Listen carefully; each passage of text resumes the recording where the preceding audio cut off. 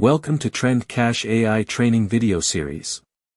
In this tutorial we are going to show how to add social accounts and post reels directly on social account in Trend Cache AI. Go to the left menu and click on Social Media then Accounts. Here you can add your social accounts like YouTube, Facebook, and Instagram to publish content directly from your dashboard. Just click on the account you want to add and follow the steps and your social account will be added to Trend Cache AI.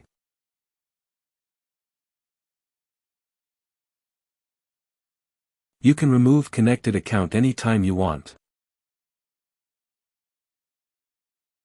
Now go to My Reels section. Click on the Post to Social Media and Posting pop-up will be open. Now select Accounts to post.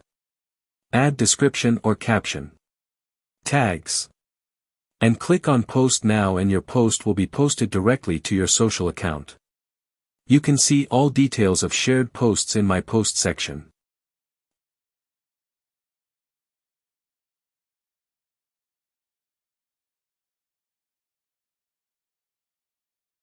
Thanks for watching the video.